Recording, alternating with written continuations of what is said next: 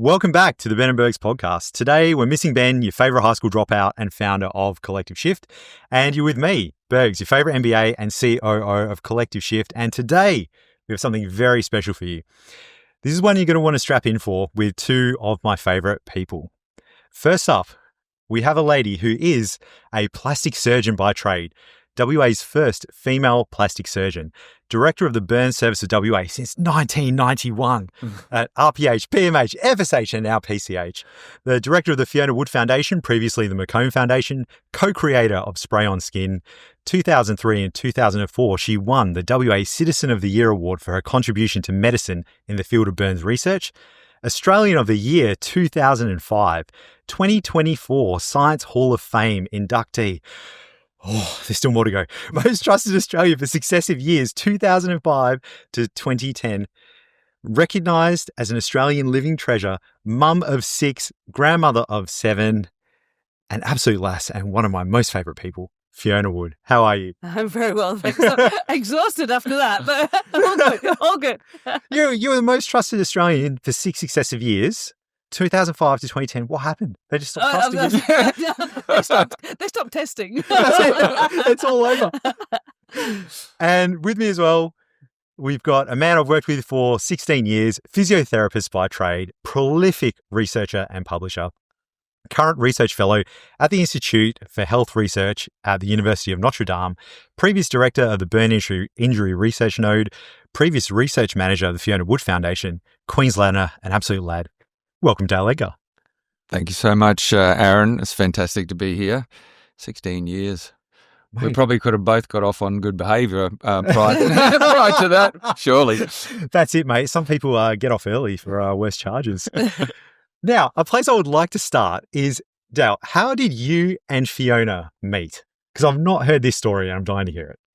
Yeah, look, I think I've been thinking back, trying to remember when we first clapped eyes on each other, and I got into burns in 1996, working in Brisbane, and soon after I started, I realised that I was interested in burns research, and so we started presenting some of the work that we were doing in Queensland at the time with a fellow named Professor Stuart Pegg. He was the big boss back then, and at the time he was I think the oldest burn surgeon in the world. He'd worked already 30 years by the time I started working with him. Anyway, long story short, he had a fund that allowed us to go to conferences, and being a young physio, it was like, wow, what's this? No one usually supports us to go on these conferences. Way back then. This is now close to 30 years ago, and so I went to Queenstown to present some work that we were doing there, and I noticed that this mob from Western Australia were getting up and talking about the spray on skin, and and they were talking about some stuff that they were doing, and it was getting people up early, and I'm like, my ears are pricking up as a physio, and then I think Fiona and I worked out that she presented some work for the physio from Western Australia at the time. And that obviously really pricked my ears up. And at some point we had a conversation and met each other in 1997 in Queenstown, in amongst all of the crazy activities that you can do in Queenstown. Well, I remember, the ice skating and the pizza and beer afterwards. And then at the end, we all went and jumped off the top of the mountain in parachutes. Yeah, so that was cemented things. Scary. Scary stuff. But I think it was really, at the time, and still, early mobilisation, getting people up is like, well, a day or two. Most places around the world, it's 6 weeks still. And so that's I need somebody to actually really get the teeth into this.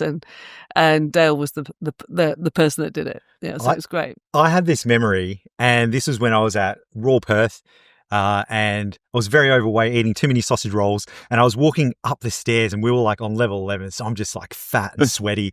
And I remember you're in the stairwell with this poor lady who would have been like in her 50s, had surgery the day before, and you're making her go up the steps, and I'm thinking, Jesus Christ. Back then, I guess I haven't been doing much clinical for most recently, but I was certainly hardcore in those days. The person you're talking about actually was almost the same age as my mum. And I still think about her today. She's still around, but she always gets me because, There's this you know, gal. yeah, Yeah.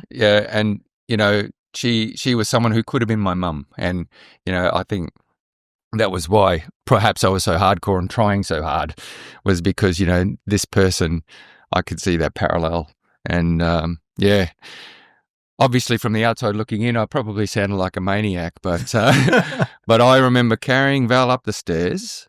Like literally the first time I had to take her up there, I was literally lifting her. Like she had no power in her legs. She had no ability to walk up the stairs. And for some stupid fucking reason, I thought it was a good idea to go up the stairs.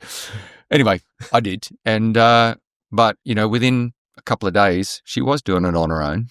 And, she came along so rapidly. And that's another story where, you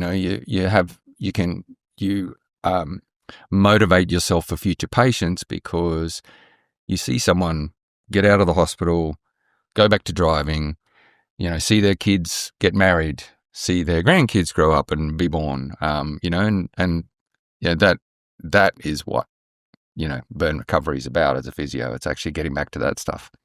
But it's interesting, isn't it? Because I came from general surgery, plastic surgery, and you die laying in bed. Yeah. And people leave people. And I was thinking, in the literature, it says that a fit young person like you, Deb, like Deb, and maybe like you, Aaron, when 24 hours in bed, you will notice. Mm-hmm. So I'm thinking, why are we doing this? Why are we keeping people in bed? He goes, oh, it's something wrong with you. Must keep rest. And I'm going, no, keep moving. Yeah. And what was the mantra? Use it or lose it. That's it. And so we've been considered a bit crazy for a long time, probably with good reason. However, our recovery for our patients is second to none. And that I think that's we just looked at a little bit of data yesterday, which is all about the timing of surgery. And the thing that smacked me in the face is that some of our patients are finished their treatment with us in less than 2 weeks. Yeah. Right. And these are patients who have had to have surgery for their burn. Right. It's not someone who's just had a little burn and they're not huge burns in terms of size, but they're deep enough that they've needed surgery.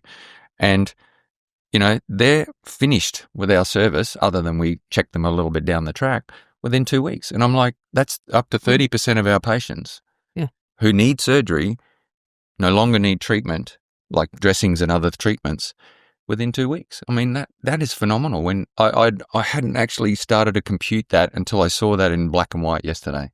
It's phenomenal. I remember going to conferences with both of you and international people were there. And this wasn't that long ago. And just doing that was incredibly foreign. Getting people in with a burn injury for early surgery, early ambulation, a lot of people in the world still don't do that. Oh, yeah. I think Fiona's got a story about ISBI this year where she... Well, it was interesting because, the push and they're starting to change. And last year I spent a lot of time in the US speaking about this new technology, the spray on skin cells. And I was like, it's really an exercise in politics and stuff, because I first sprayed skin cells on in 1994, right? And so it's like, okay, we'll take you through this journey a little bit truncated. And so people are starting to explore it. It's always really interesting because I think, wow, I hadn't thought of that. So there's new things coming through and also, so it's really good. And then at the ISBI, I wasn't in the room. It was D2, one of the other physios. And there was a panel of 4 international experts. What was the biggest burn you want to survive? How far should we push? Because, of course, when I first started, people with major burns very often didn't make it.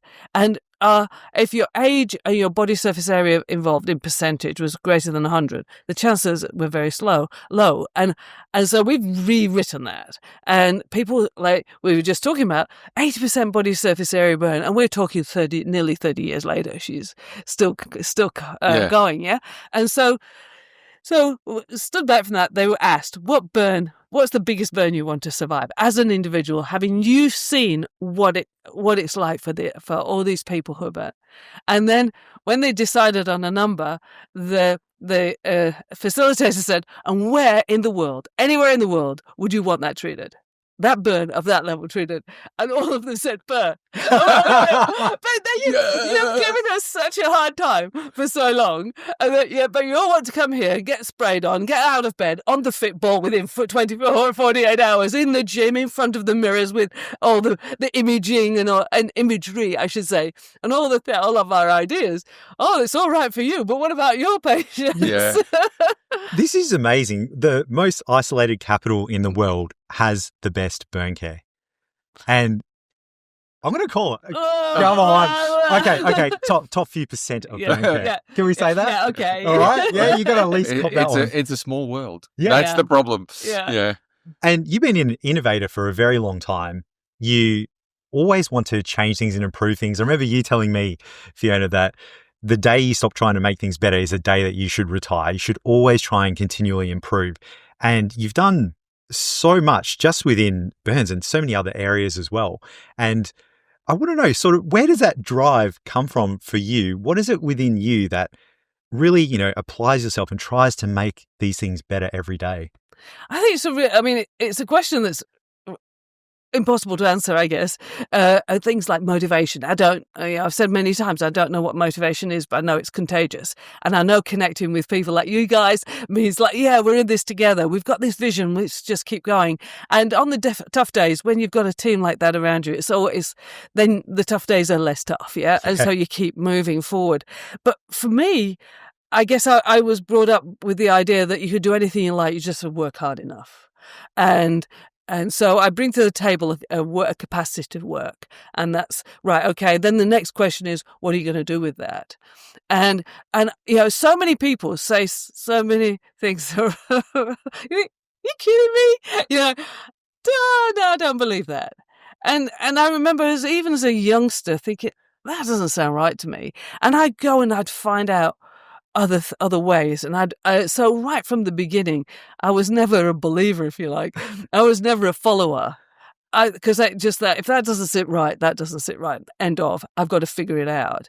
And so that figuring it out. And I see, but people with burn injury, and I think we have not got the answer yet. Absolutely, categorically.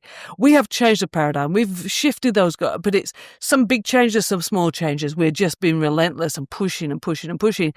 But we've started to see that, we connect with people in cardiology, endocrinology, neurology, all these psychology, or psychiatry, all these areas around us, because we're starting to see that someone with a burn injury, which can be anyone, is inflamed in such a way that it has ramifications beyond. And so that's taught me that you cannot, it's important not just to think for yourself and the person in front of you. We have to think on multiple levels. And then we work in a really complex system. Yeah. Oh my gosh. I'm twitching like Clusa. And so then we've got to translate it into a complex system that is rigid and that is made rigid by people not thinking. Yeah. And so I remember when we came to Fiona Stanley from Royal Perth, I remember having the conversation with you two guys. Are we going to thicken? We're in a bubble. The Burns bubble is this group of people that are doing things that are just cutting edge. We're always on the out. We're not in the box at all. We're outside the box all the time, right? And I remember saying to you guys, do we thicken the skin of our bubble, or do we offer the hand of friendship and try and help the system and those around us? On one hand, I think we made an error in the decision to help others because it distracted us from our core business and what we were really good at. But on the other hand, it was a really good thing to connect with others. Yeah, yeah. But it made us vulnerable to all of those different pressures within the system, particularly of those people in positions of power who do not think. And so now I'm spending time trying to just and in that kind of space, people just don't know. You don't say, "Oh, you're not thinking about that." They go, "Oh, okay, then I'll think about it." That does not work, right? So you've got to work out how to get this stubborn rigidity loosened up and exposed to innovation, exposed to the excitement of maybe doing something different tomorrow. Because let's face it, today's as good as it gets, what are we doing? Let's all go to the beach, So trying to foster that in those around us in a broader context has been hard. Yeah. Yeah, and so maybe thickening the skin of the bubble would have been a good idea, but it would have limited us, and we were never going to be limited. Yeah, it's one of those things where it's, go fast, go alone, go far, go together. Yeah. And it's always a very difficult choice, especially in a complex system. And when you're dealing with people that are risk averse and also people that expect tomorrow to be like today, which was like yesterday. I remember going through with the commissioning team and, Fiona Stanley's big $1.5 billion hospital or $2 billion, whatever it was. And it's supposed to be a paperless hospital. All the IT guys knew we're never going to get there. Anyway, they come in and I was there early, guarding the desks, our little territory. And they came through with the team. They're like, right, we'll have in the clinic, we'll have a printer there. And I'm like, no, we're going to delete all of those and have one right at the front. They're like, why? I'm like, well, people won't print stuff. You're going to go paperless. You'll force them to do something. They're like, that's the innovative thinking that we need. And I was like, oh, geez, if this is the bar. It was really, really challenging. I've just saved you $5,000 as well. You just buy one printer. I would like to know, how did Fiona end up snagging you and getting you to come across from Queensland to WA? Because that's a pretty big move. Yeah, it was funny. I'd done a couple of years' work in Bergs in Brisbane, and I think, I don't know, I probably can't pat myself on the back enough to say that I had noticed that, it was a bit stagnant there. Maybe it was just more of a feeling that I had that, the person that was doing the job was clearly getting towards the end of his career, and, the people that were banging their heads trying to get up into the position of running the Bergs unit there were just not really getting anywhere. And maybe I noticed that, I don't know. But anyway, I got interested in moving out of Brisbane, but I still wanted to stay in Bergs. And obviously I went to Queenstown and thought, oh, that's some really interesting stuff going on there. So I went across to, as it turned out, Western Australia on a conference that was supposed to be in Bali. So there was an Australian physio conference in Bali. Nice jump. But the problem was the Australian Physio Association couldn't organise a chook raffle, so it didn't happen in Bali. It happened in Broome, and so I went. That's not bad, sure. Well, it didn't happen in Broome. It happened in Perth, but I was able to tag a little instead of going to Bali, because we were supposed to fly to Bali. I just said, "Oh, well, Suze, let's fly to Broome." So we stayed in Broome a couple of days, and then we went to this conference down in Perth, and I presented some respiratory stuff that we were doing.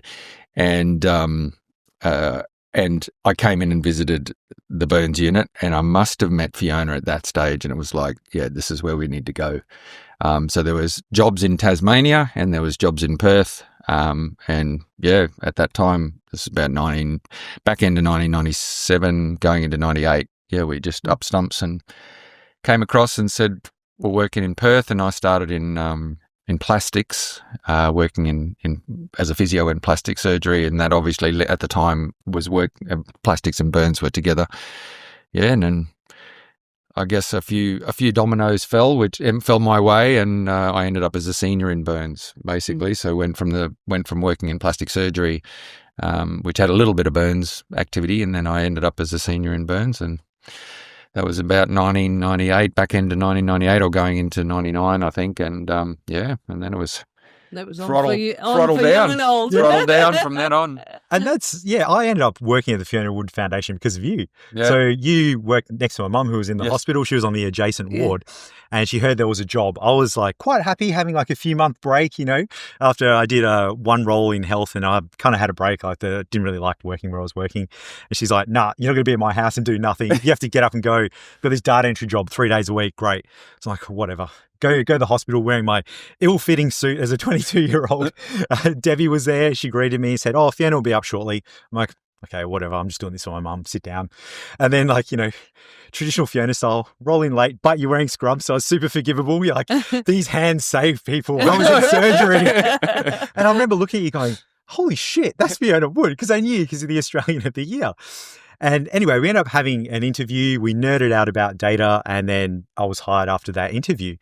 And I wanted to know, what did you see back then and even now? Because you've been an innovator and a forward thinker about what a multidisciplinary team needs to be. And having someone like me in your team in a clinical area sit with the clinicians is very weird. It's still weird.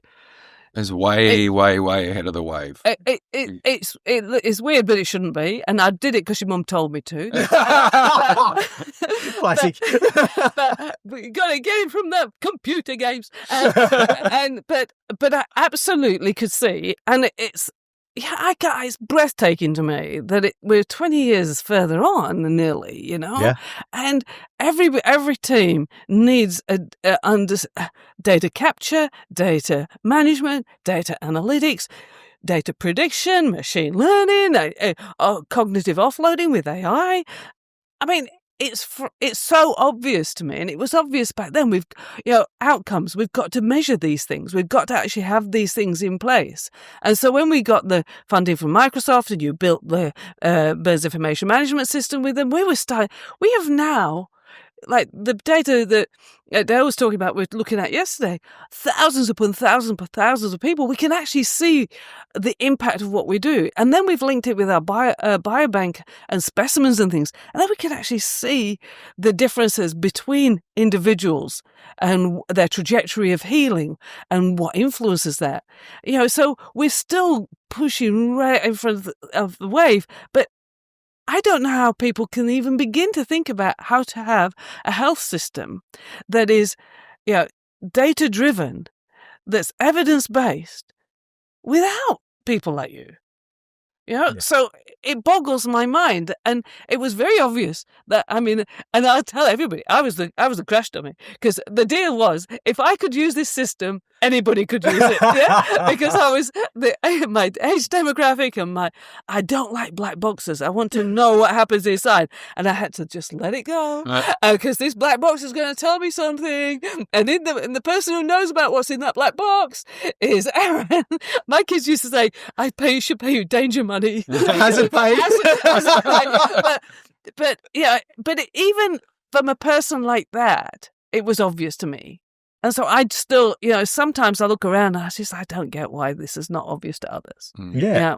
I read a paper some years ago, maybe just before COVID, that in America, they'd increased administration by 300% FTE in a 15-year period. At the same time, they'd increased by 3 or 4% clinical FTE. Crazy. Well, why aren't some of that 300% people like you, or actually make the people like me and Dale actually get put in a position where we can give the right information and treatment tailored to the individual? We talk about tailored medicine. Well, we've got to get there. How do we get there? Data. Mm-hmm.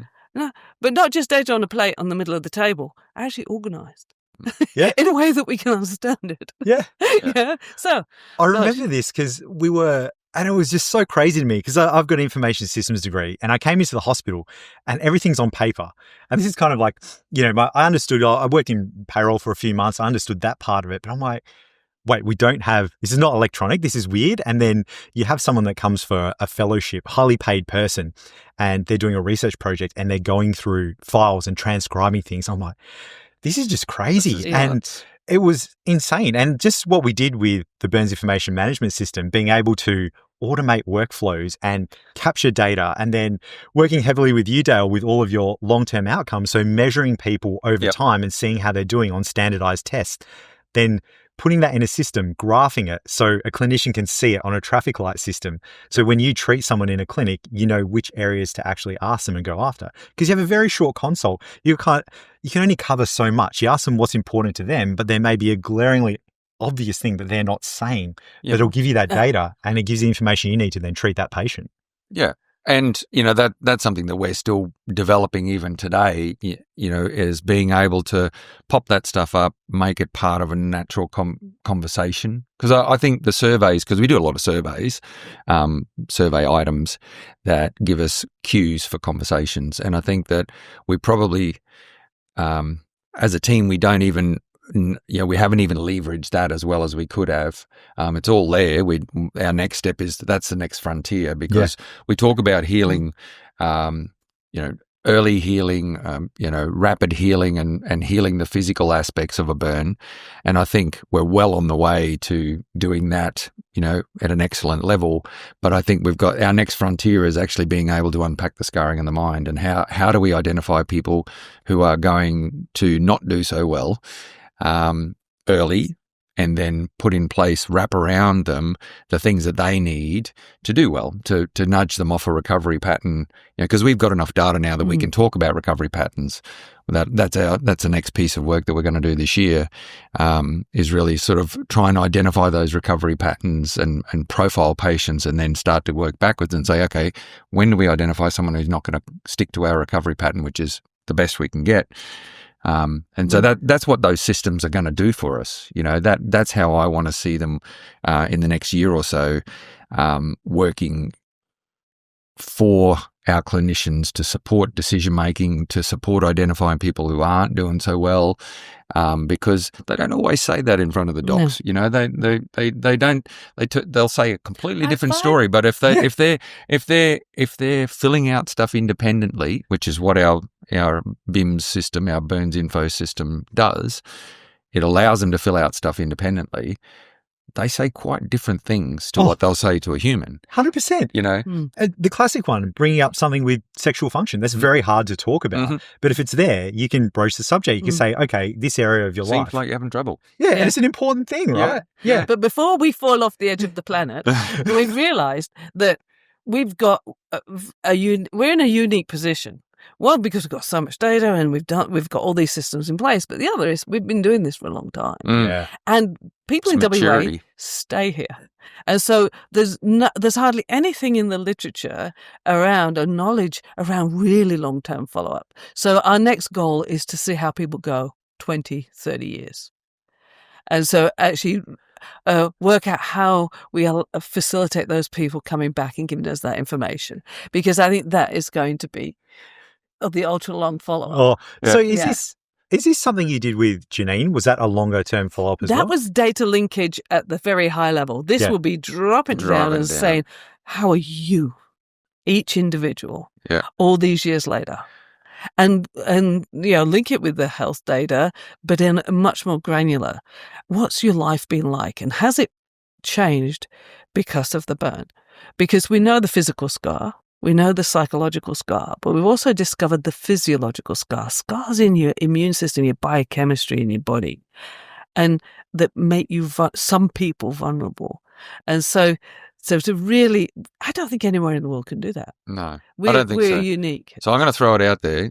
It's the ULFAB, right? Yeah. The ultra-long follow-up after burn, the ULFAB. That's what I'm throwing it out there. That's what I'm. That's coined it, mate. That's the project I'm setting up. Yeah. And I think it's very exciting because I think that we've got opportunity to look at the biochemistry and the genomic profiles of patients before they have a burn. So there'll be some things that won't have changed, and we can potentially identify patients who are going to heal better or worse, or have complications or not. So there's a nice piece that I think we could potentially look at there with our biobanked specimens, and then bringing in some other a new cohort. And then what I'm interested in is obviously, okay, so where does exercise, activity, and function fit into, or those outcomes? How do we better predict who's going to have trouble there, and or who's going to do well, and how do we emulate that in other patients? And then, of course, we've got all of our, the mind frontier, which is, I think, still our big area that we will also start to bring that in. How education and learning, how perhaps does a burn influence education and learning? We know it influences your neurological system. Does it also influence your learning and your ability to learn?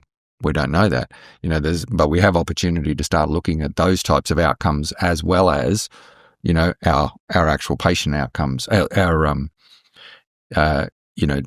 measurable outcomes that we look at, the clinical outcomes. This is really exciting because you're collecting a whole bunch of data. You're collecting biological data as well, biobanking it, doing a lot of research in that area. And then you've also got the crazy science side, out at UWA that I don't understand, things like scar in a jar, everything else that you've got. What's going on in that space that kind of connects to this whole journey that you both are on? I think that's really, I've tried very hard to put our research sort of program into some kind of order, because we do so much in so many different areas that for a very long time people have just been bemused and look, we appear to be like a pinball machine and a bit random, but it's all the master plan. Yeah, there is a master plan, and we've got to get that out before someone else steps away from. So we've got to get it all out here. I have this with my co-founder Ben as well, where he's just got this master plan, but he can't explain it to me. Well, I'm gonna give it a go. You're good at explaining. I'm gonna give it a go, because basically our research is into 5 areas. Our basic science kind of research. One is following up on the spraying skin cells on from you to you. How can we do it better? How can we do it so it regenerates in a more complete way with hair and sweat glands and the full thickness of skin? So we do a lot of experimentation with collaborating very across nationally and internationally. Tristan, who's Clemens, is one of the guys is a homegrown West Australian who runs a lab in Mississippi now. Anyway, and he's got, for example, he's got a molecule that we're spraying on with our cells, and it's actually providing the framework, self-assembling framework. And we're spraying and looking at spraying fat cells as well. So there's a whole 3D printing, tissue engineering. How do we actually regenerate skin? So that's the one sort of section. The next section I love that. It's just one small section. It's like, section. Let's just regenerate skin. Let's go. Just regenerate, And the next section is looking at skin chemistry and looking at that as a window to clinical decision making, to diagnosis, and that's from swabbing the surface of the skin. And we've got data that shows that the chemistry from the skin matches the chemistry in the blood. So why do we take blood tests? We'll be able to monitor changes in a more exquisite way, if you like. And then we've got the eye knife, where we're cut with the specimen at the moment. We will take it into theatre eventually. So it's augmented decision. We know exactly what we're cutting through from a chemistry profile. I could go bzzz, and with a sort of electronic knife, I look up, and within seconds, I see 3,000 molecules in the quantity. So amazing. Really powerful. How does it go again? Just checking. Top level science. Another section, and then we've got unscarring the scar, and we've worked with people in Pharmaxis interstate and taken a molecule. We've done the scar in the jar and all that sort of stuff, and a whole raft of experiments. So we've taken that first to human, and now we're going into more clinical trials, unscarring the scar, because we know that scars turn over all the time, and it's people think, oh, it's static, but it's not. If you look at a little scar on a baby, it's not a little scar when they're an adult, yeah? And so how can we influence that as it's turning over? So unscarring the scar, that links in with the laser programs and things. And then we've got the systemic impact of injury, where all the biological specimens trying to understand, and like we already know that the boys and the girls recover differently. We can predict now in some of the adult data, even though we haven't looked prospectively, when we look back, we can see where we could have told you that group were going to be a poor trajectory. So working that sort of thing out, and how certain people are vulnerable, and things like they don't respond to vaccination. If you've had a burn injury, certain people will be vaccinated and they will not respond. That's really important, and that's led us to link with all the immunology people. So that's the systemic. And the last one, which is my favorite, is the neurological one. The skin is part of the nervous system. Yeah, in my view, it's because we've got the eye, the nose, and all that sort of stuff is very smell and sight. It's discrete, but the skin is much smarter. It does so many more things, and but it's out there on the surface. It's underrated, but the intimate attachment with the nervous system integrated is so important. For example, if you're burnt on the back of your right hand, the nerves change on the back of your left hand. The cell bodies by your spinal cord change, your brain patterning changes. And this is where can we use that visualization, like with various techniques, to drive improved outcome. And we have a trial that's just coming to conclusion. I don't know the result of it yet,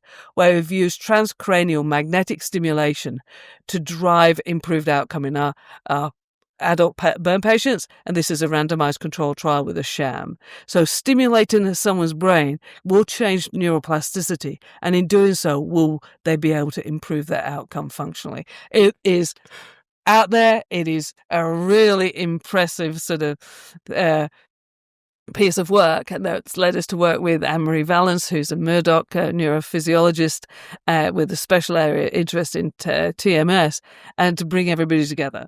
And then we've got the data and the clinical outcomes and all that underpins, and all the clinical data and all the biological specimens and all that sort of stuff facilitates all these 5 areas. So there it is in a nutshell. It's simple, really, isn't it? It's sort of like there's a bunch of horizontal layers, and what we now need to do is drive the nails through to join them all up. Absolutely. It's a matrix. And I think that is something that I think... There is no spoon. Yeah. It's definitely, that's it. I think that is really what's exciting is I feel like we are, in our lifetime, in our work lifetime, are going to see these things coalesce because, I've worked with Fiona for a long time, and I guess I have always subscribed to the vision because the neurological system, I think, is, it's your interaction with the world, and obviously your primary sensor is your skin.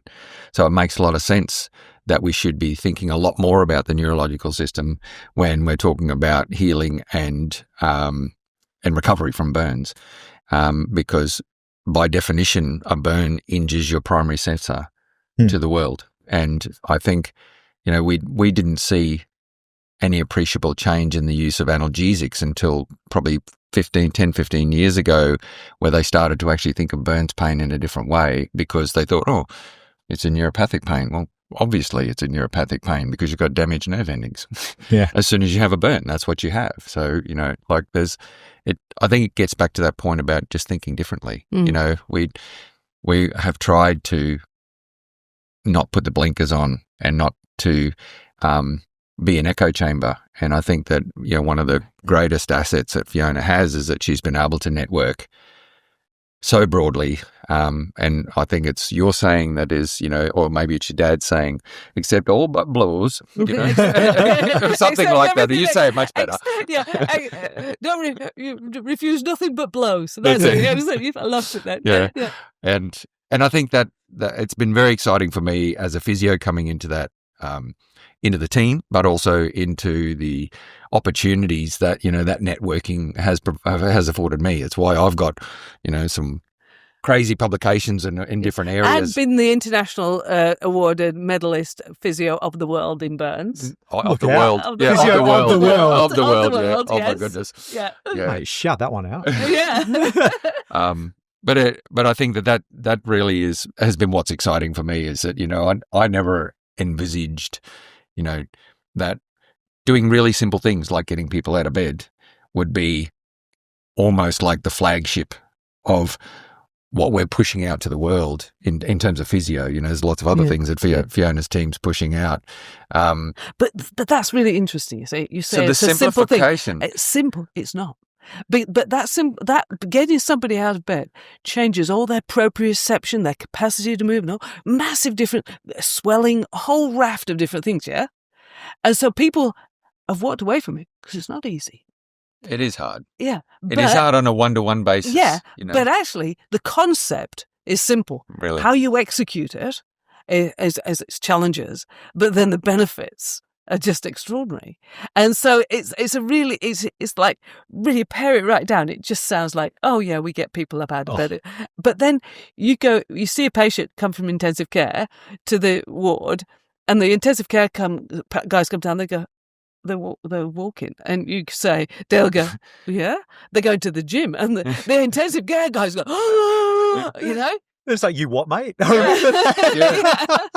It does. It freaks them out because, and I think that comes back to the blinkered thinking because in intensive care we don't get these people up, or we can't get them walking until 3 minutes before they're leaving intensive care. Well, they'll leave intensive care in the morning or early afternoon, and by that late afternoon I'll have them walking up 30, 40 meters on a frame. Yes, they're on a frame, but they're out of bed and they're going within hours. Now, you can't tell me that their physiology's changed from 3 hours ago enough that they couldn't walk then, but now they can walk. But it's interesting, these simple things, like the classic, I arrived here in 87, and I was a young doctor, and the burn patient was called in from Kununurra.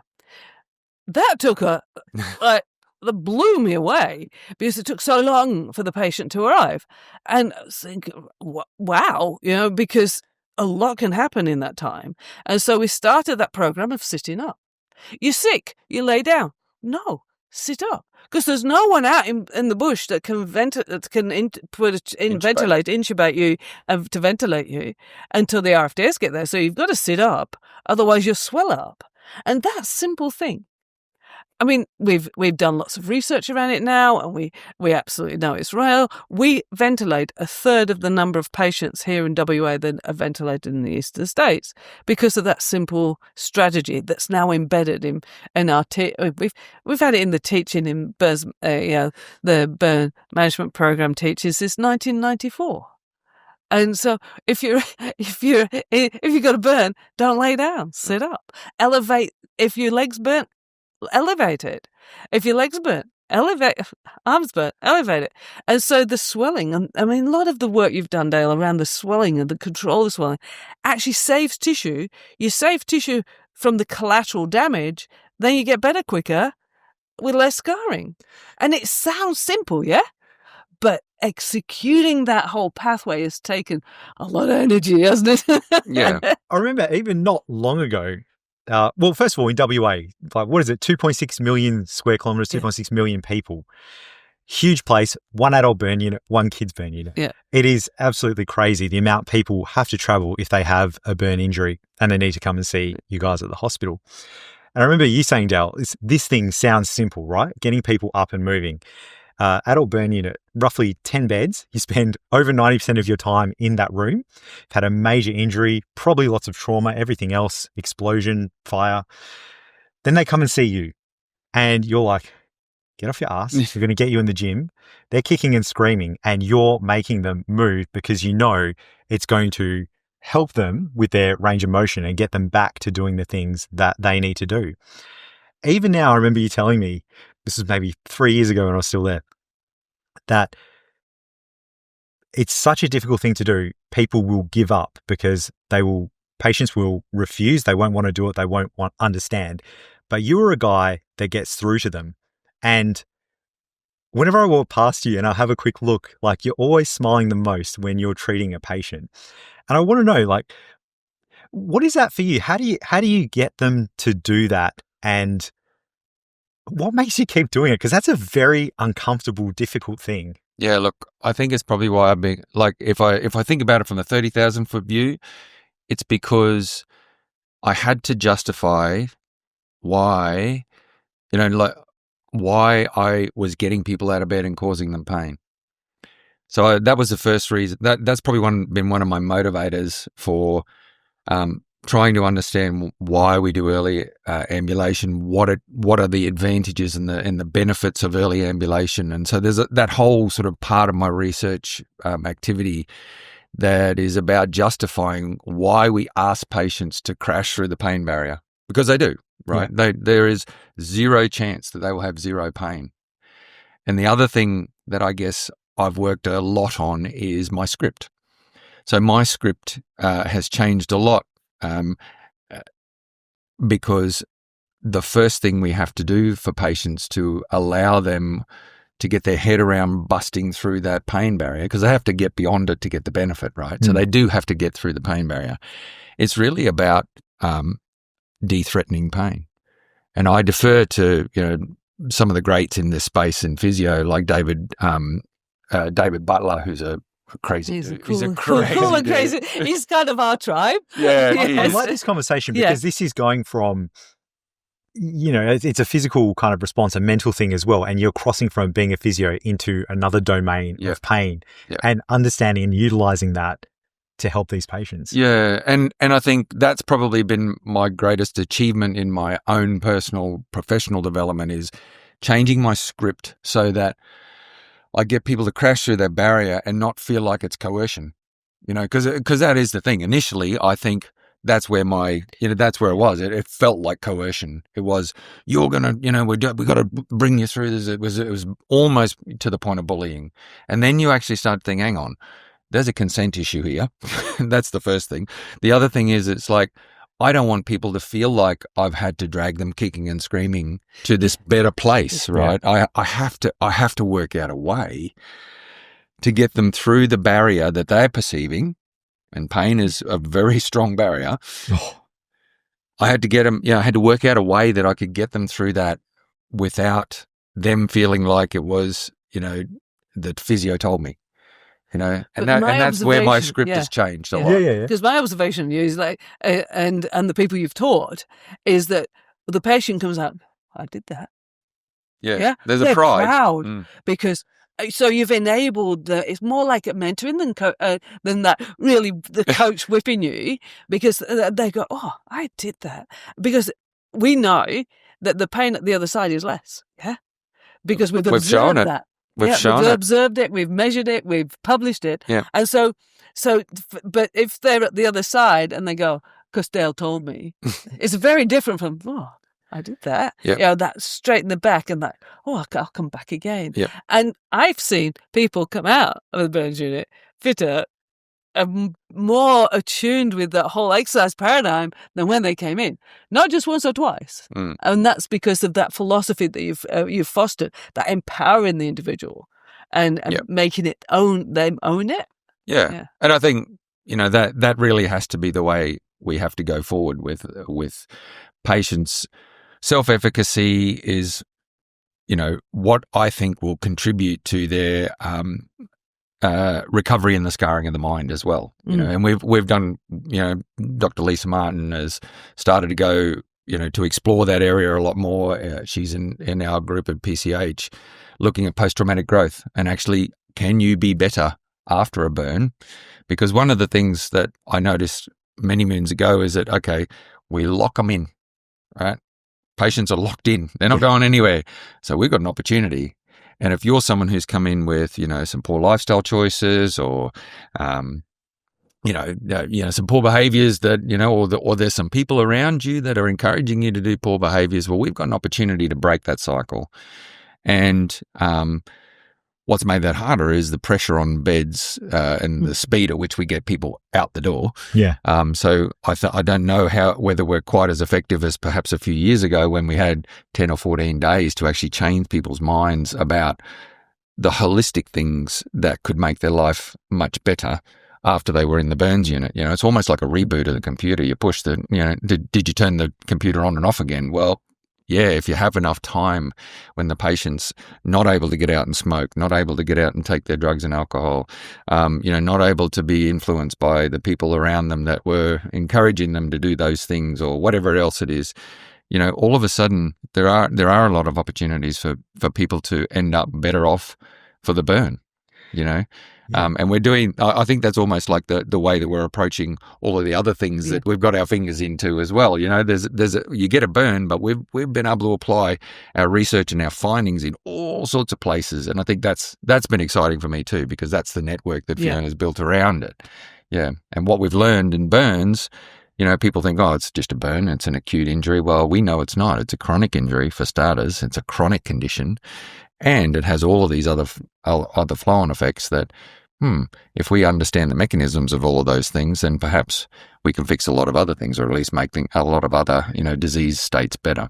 What I always liked about working in the burns unit was it was a true multidisciplinary team, and there was so much crosstalk. Like, you would literally sit with different clinicians, physios, OTs, surgeons, psychologists, social workers, and you would just talk about different things and understand different areas. And it's a place where whatever skill set you have, you can bring to the organization and you can deploy that skill set. And it comes back to And this is just a masterstroke, Fiona, about the quality of the scar must be worth the pain of survival. And every intervention from the point of injury affects the scar worn for life. Just in those two statements, people can immediately see, at least I can, how I can fit in and how I can help as well. And I want to ask you about, your leadership, particularly with this, because you are very different from a lot of surgeons that I know.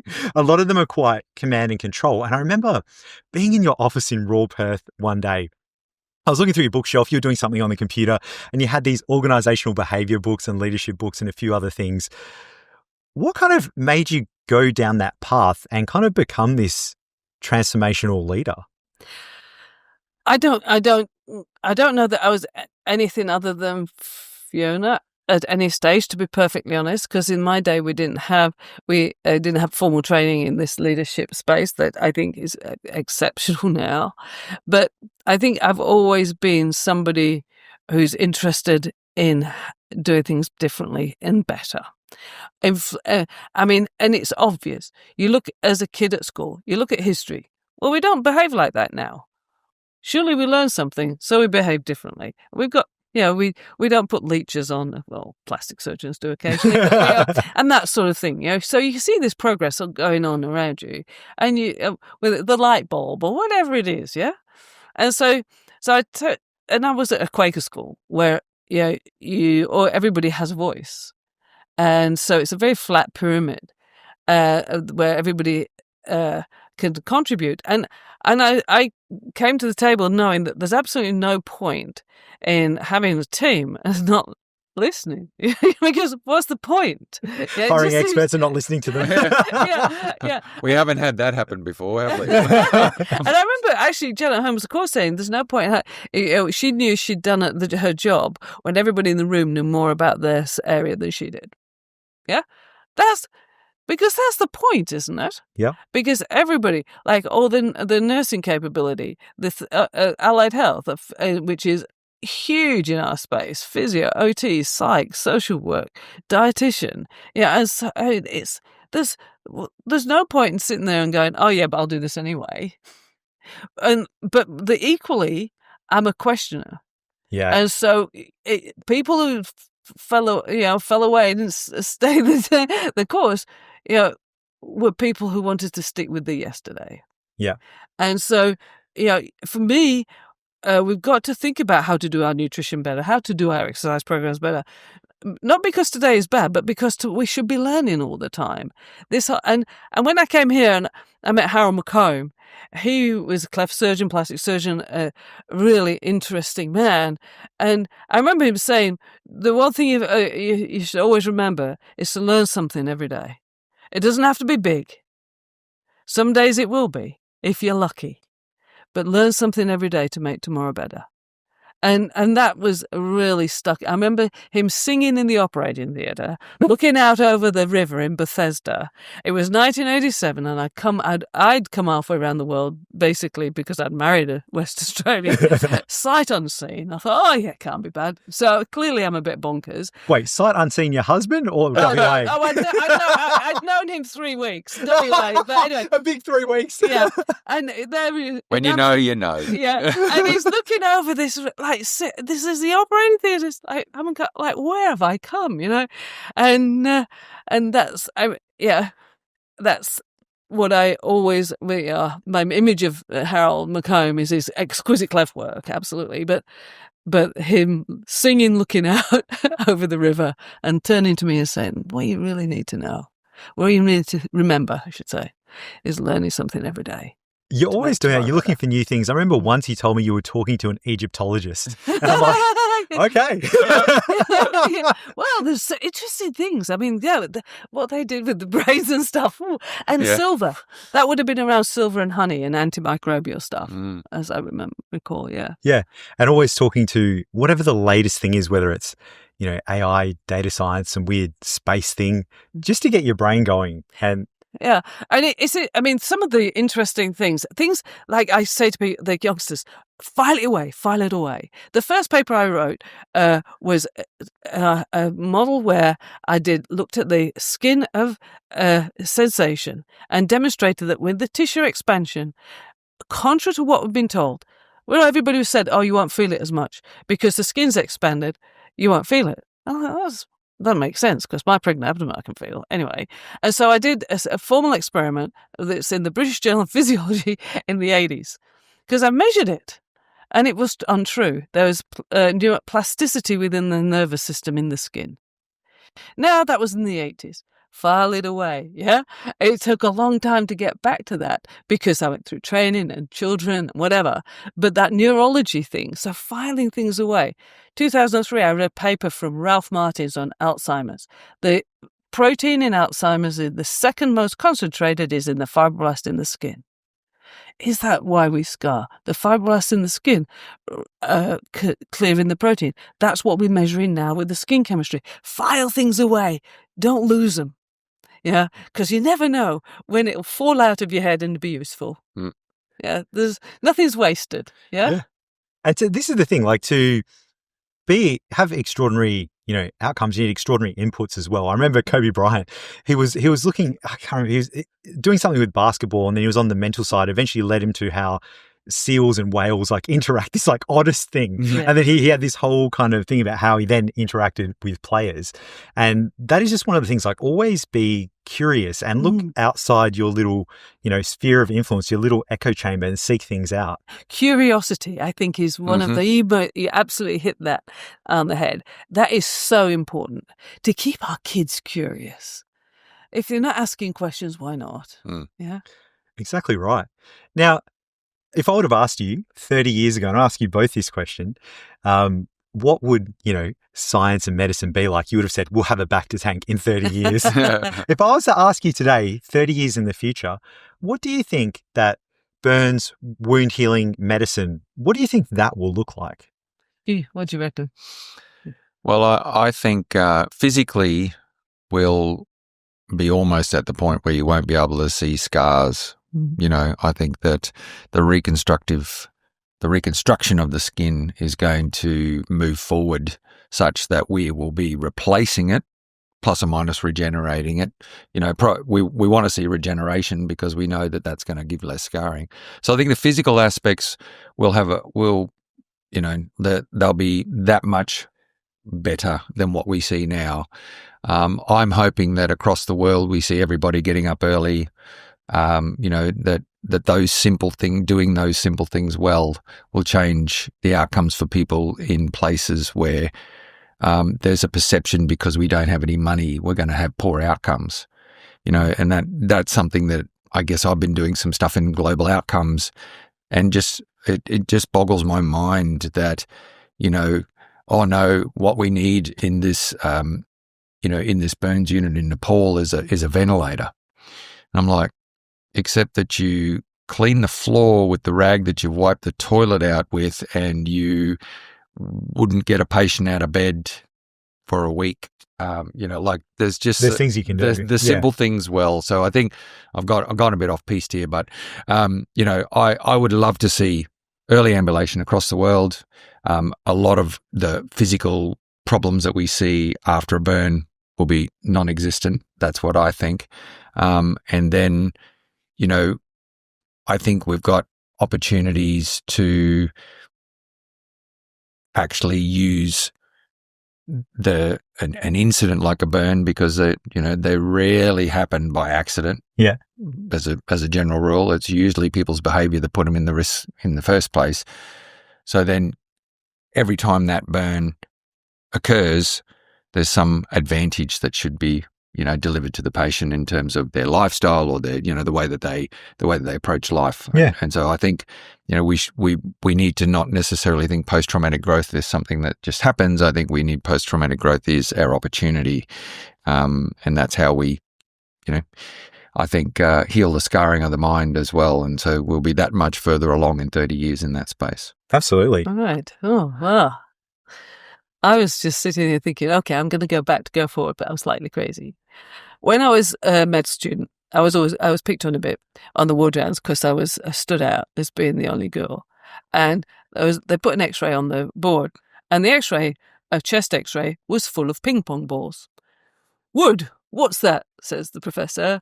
And I was like, ping pong balls. And I was like, whatever. And so I'd never seen anything like it, right? And what it was plummetage, where people with TB had their lungs collapsed. And in order for their chest wall to be maintained, they put these ping pong ball type things inside there. I mean, how would I ever have done that? But my point is, at that time, as a medical student in the 70s, they were treating TB very effectively with antibiotics. And then more recently, as a registrar in general surgery, which I did before I was a plastic surgeon, every night on call, I would sew over a perforated ulcer. Stomach ulcer, pop, rigid abdomen, painful, wash them out, seal them up. Sometimes we cut the vagus nerve, the vagal do pyloroplasty, and away you go. Now, Barry Marshall and Robin Warren have rendered that surgery almost obsolete. Yeah? Not totally, but almost. So what I'd like to do is render burn surgery obsolete. Now, I've put those two examples before because when I've said I'd like to render burn surgery obsolete, people just look at me and glaze over and walk away because I'm bonkers, yeah? So, in my paradigm, given that the back to tank is probably a bit further away in Star Wars on another planet, is when you're burnt, you have a surface, an interactive smart surface that will limit burn wound conversion and that will facilitate microelectric currents. And you will take a tablet so that your bone marrow produces stem cells, or your fat produces stem cells that will migrate to the said area and populate that area with regenerative cells guided by the microcurrents. Amazing. And our thoughts. Yes. Yeah. You absolutely visualize and send that, because we've started this with the mirror box. You put your hand, the burnt hand, in a box with a mirror on the outside.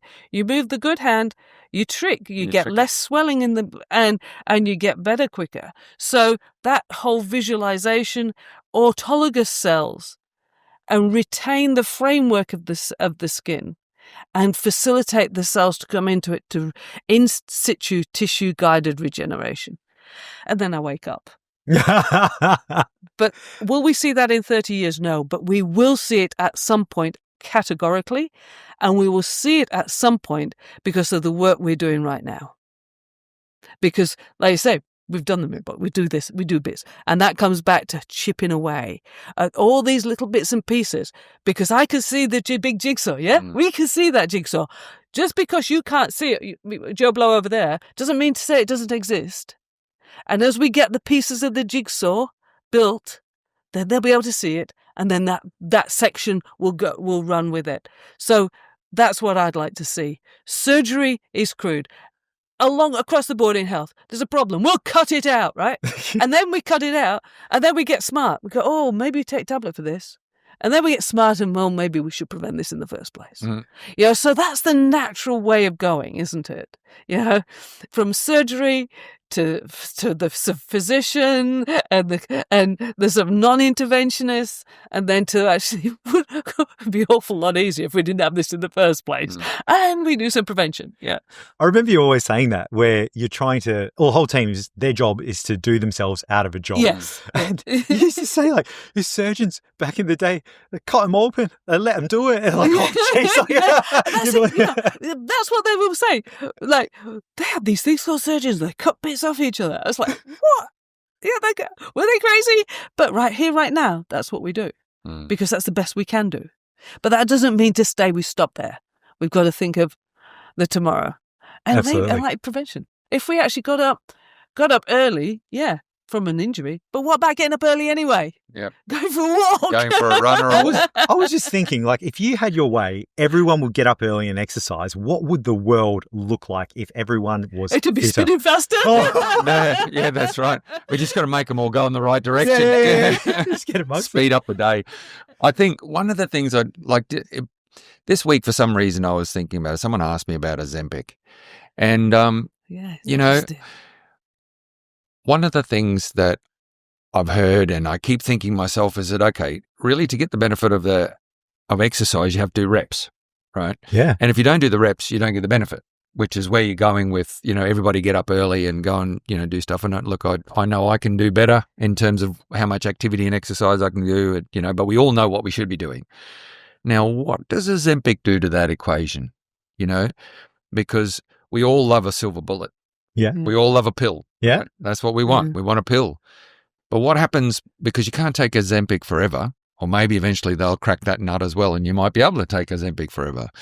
But what does it do to the motivation to get people exercising and actually sustain the benefits? Or is it just that as a society, we're going to basically be happy to go on that for 3 months and lose weight and, accept the side effects that come with it, rather than actually, because now I think as a general thought, people struggle to do exercise regularly. Yeah. We know the benefit. We all struggle to do the exercise regularly. Everyone knows they need to do it. Everyone Correct. knows roughly what to do. Correct. Yeah. Move a bit more. Correct, right? Yeah.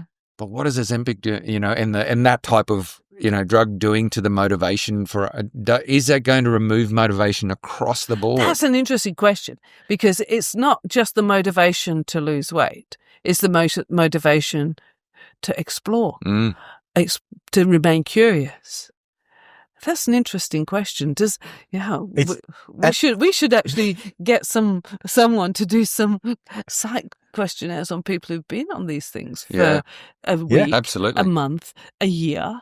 And it's just another tool, right? So doing a regular exercise program might be too hard, like quitting cigarettes or something like that. Going cold turkey is very hard. Behavior modification, building a habit, that can be used in conjunction, but at the same time, you might be too reliant on it. It's it's a very challenging thing. It's just another tool that's thrown in the mix. Yeah. And unfortunately, we just don't know where it's at the moment. I was listening to some podcasts from the UK, and it's out of the box over there, and it's and it's being overused, for things that it probably shouldn't, it's off label and all that sort of stuff. And, I know that that's where it has to go till people work out how far is too far. But the concern for me is it's like, well, everyone in the world knows about it. Probably everyone in the world knows about this stuff. So what's it going to do to our thoughts and our culture around doing the reps? Yeah. I don't know. It's very interesting. What the answer to that is. Maybe we'll all end up, we won't need anything. We'll all end up as a blob in a jar. That's it. We'll all end up in the Matrix. Matrix, yes. Absolutely. Now, before we wrap up, you were talking before the show about Istanbul, and I've been dying to hear this story. Let's go. This is my favourite time with Fiona, apart from every day playing in our clinical roles. When I turned 40, it was many moons ago. Yeah, you can leave now. He's going to bash me after yeah, this. that's right. I'll get you later. Yeah. No, I'll make you walk up the stairs. I'm out. No, so anyway, it was my 40th, and I realised that the International Society of Burn Injury meeting, big conference, the world big conference for burns, was around about the same time as my birthday, and so Susan and I, my wife and I, planned to go to Greece and then link into Istanbul where the conference was. And we're at the conference, and this almost organic impromptu 40th birthday party happened in the foyer of one of the really smart hotel. This very, very smart hotel. Fiona says, right, we're having a drink for your birthday. And Fiona's son, Joe, was with us, and Suze, my wife. And so we were sitting in the foyer of this thing, and she said, do you like mum? As in mum, the champagne? Mum. Mum. Yeah, mum. And I think it cost like $400 a bottle. Oh, let's go. It was a ridiculous price. We said, yeah, we do. And so that's what we had. We were sitting in the foyer. We'd actually been out on a night. We were well down the Well, rabbit hole by that stage. We had a good start. We had a head start. We had a very good head start. And then at the end of the night, we were drinking mum for my birthday, my 40th birthday, and it was one of the most enjoyable and funny nights I remember. Earlier in the night, we were dancing like nobody was looking. Yeah. But that was before them.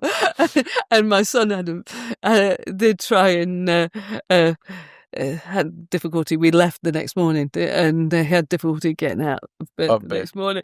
I said, "The car's here," and we were going on to Croatia afterwards. But he had a rough day that day. Yeah, and I think my name was Mud because it was my fault apparently that he couldn't get up the next day. You got to blame someone, mate. Yeah, that's Can't it. blame yourself. No, it's one of the stark memories over the years of there's been plenty. There's been plenty. But that was one of my most funny and enjoyable moments. Yeah. So Susan came out of the Turkish bath. We've had his and hers Turkish bath, and it's like really amazing. And that was the beginning of the night. Then we got changed. And we go, Joe, let's go, Joe. And because the Joe, like, we were clearly not a couple, so I was taken down one route, and then this really big fellow comes and looks like, no, and he comes out the other side, but like a wet rag. An hour later, scrub so bright. Never do that to me again. So I didn't do anything. One of my mates, Hamo, said that where there was a giant guy and he had this like awesome like massage, and at the end he used this massive chop across the back. He's like, "Why?" I was enjoying that till then. So brutal. Before we wrap up, is there anything either of you would like to cover off? Anything we haven't spoken about? Anything you want to bring awareness to? Oh, look, I think I need to, shift the focus to you, mate, because one, thank you very much for helping us to have this conversation today, because, we nowadays it's hard for us to sit in the same room and just, shoot the breeze. But so that's been really cathartic for me.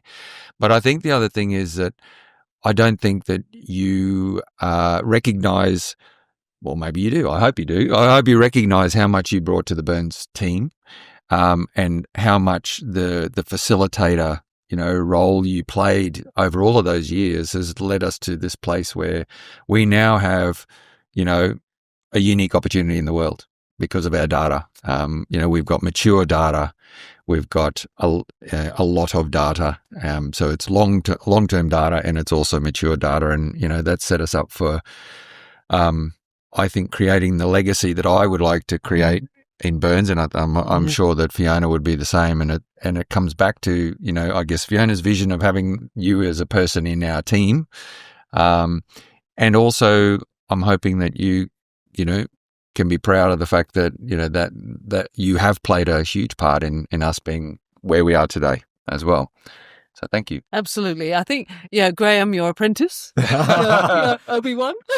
He's the Timu version of me. Yeah. He's fabulous and fantastic. He's awesome. Graham's amazing. Yeah, absolutely awesome. Great. But you're sorely missed. Yeah. And certainly well respected. And like Dale said so well, we would not be in this situation without your input, because it's not just the data, it's the systems and everything. Yeah. And it's the belief in it. Yeah. The rest of the team. Oh, can you just tell me this? How many people have had the left toenail burnt whilst wearing red nail varnish on a Sunday afternoon? Oh, right. Funny you should ask that. Yeah. But it's the whole of the team coming together to respect the power of the information, and really what that sort of anchors everything that we do. Yeah. Thanks so much. And really, I started off with you guys as a 22-year-old kid, and you were my manager. I learned so much from you. How, first of all, crazy you were, hard you worked, doing so many things, and then modeled that from you. And then Fiona. I'm sorry. Yeah,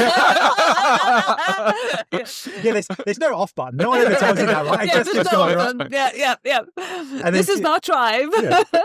Fiona, your mentoring and constant motivation, you made us believe we could get to the moon with duct tape and paper clips. It was so good. We just absolutely went for it. Yeah. We absolutely went Fiona for MacGyver. it. And because of that, we were able to, everyone in the team is able to achieve way more than they thought they could. And that is a very inspiring thing. And once you have that, it changes you and it changes your life and it changes you as a person. And that's stayed with me ever since I started off with you guys.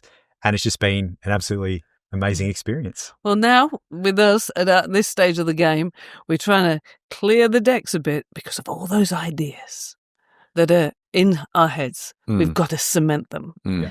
And so that really drives something that's sustainable into the future for those that come behind us. So, okay, we've got to deal with the bits and pieces along roughly the edges and working in such a system. But really, making people think differently and remain curious. That's what we're setting up now, isn't it? So that they can. There's no excuse. Absolutely.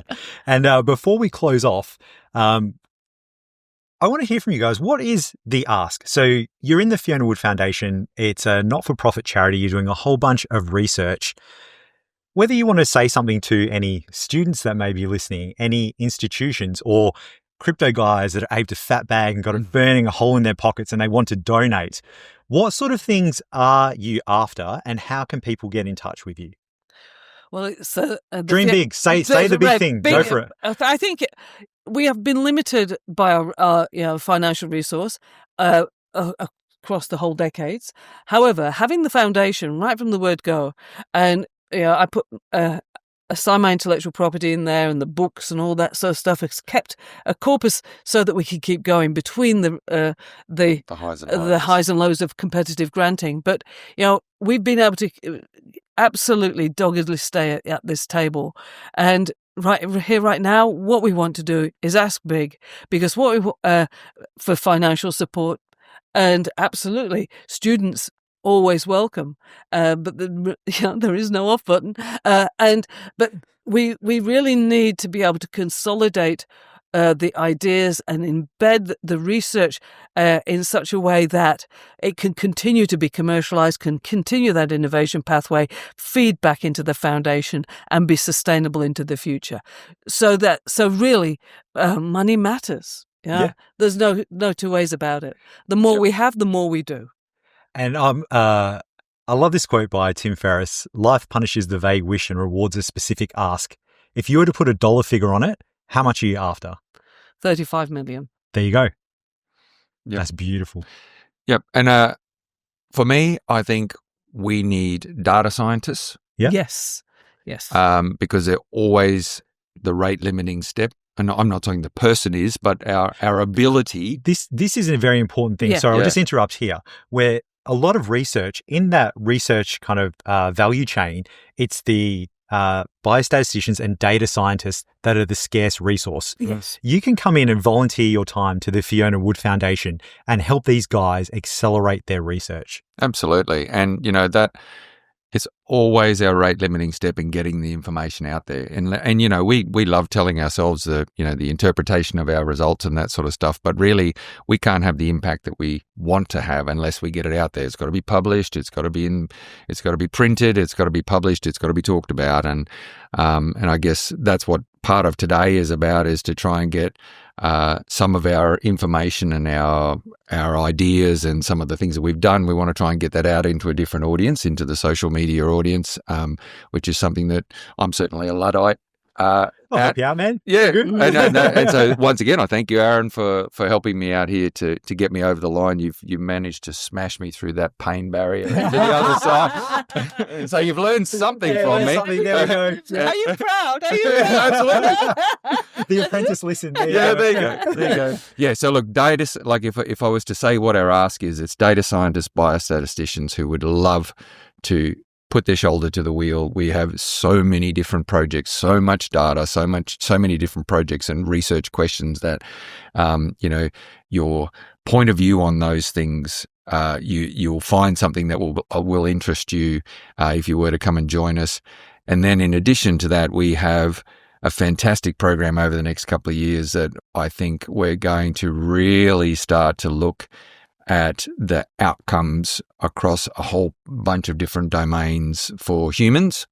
So we need allied health students, we need medical students and high degree research students who want to come and work with us in our own environment, and the money to pay them properly so that they don't have to mortgage their house or they don't lose their house when they come and study with us, and they can really dedicate their time to sorting out the problems that we're trying to chase. Absolutely. And then our final ask would be collaborators. If you've got a good idea or something that we've talked about today that you think, oh, I've got a perspective on that.